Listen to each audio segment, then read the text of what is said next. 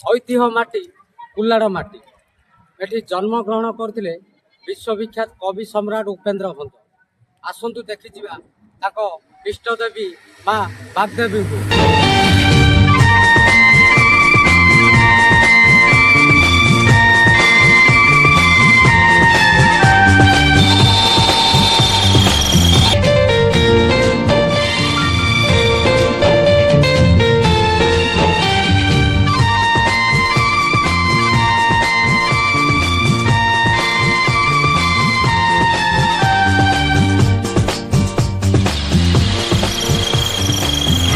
ପ୍ରଥମେ ଦର୍ଶନ କରିବା, ଆସନ୍ତୁ।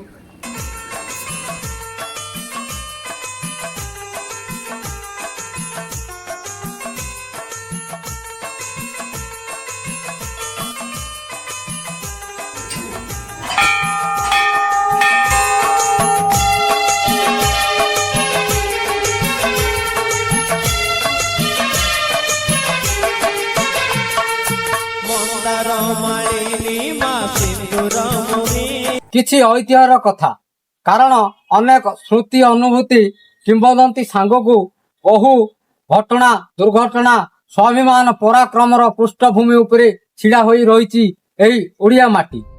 ଇତିହାସ ପୃଷ୍ଠାରେ ଏବେ ବି ସାଇତି ରହିଛି ଅନେକ ତିକ୍ତ ଲୋମହର୍ଷକ ଘଟଣା।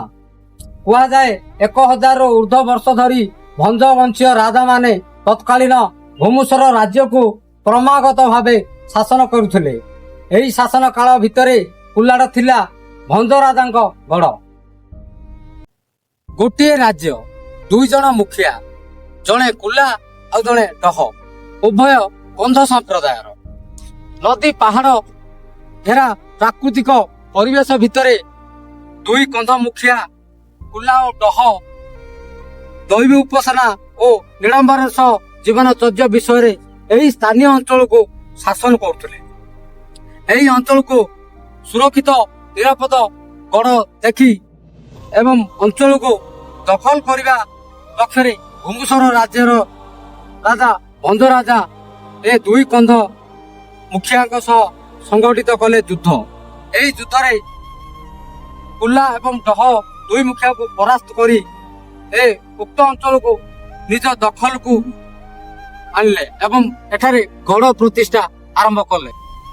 ଏହି କୁଲ୍ଲାଡ଼ ଭଞ୍ଜ ରାଜାଙ୍କ ଗଡ଼ରେ ମତ ରହିଛି ଶତ୍ରୁ ଆକ୍ରମଣ ରକ୍ଷା ପାଇବା ପାଇଁ କୁଲ୍ଲାଡ଼ ଗଡ଼ଠାରେ ଚାରିପଟେ ସ୍ୱଚ୍ଛ ପାହାଡ଼ ଏବଂ ଚତୁଃପାର୍ଶ୍ୱରେ ପୂର୍ବ ପଶ୍ଚିମ ଉତ୍ତର ଦକ୍ଷିଣ ଦିଗରେ ଦେବୀ ମନ୍ଦିର ରହିଛି, ଯାହାଫଳରେ କି ଶତ୍ରୁ ଆକ୍ରମଣ ସଂକେତ ଉଭୟ ପାହାଡ଼ ଏବଂ ଦେବୀ ମନ୍ଦିରରୁ ପାଉଥିଲେ।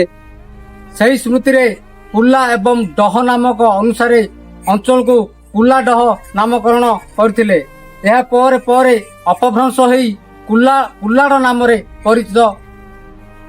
ଭଞ୍ଜନଗର ଅଞ୍ଚଳରୁ କୁଲ୍ଲାଡ଼ ଭଞ୍ଜଗଡ଼ରୁ ଜିତେନ୍ଦ୍ର କୁମାର ସେଠୀ, ଇନ୍ଷ୍ଟାଗ୍ରାମ।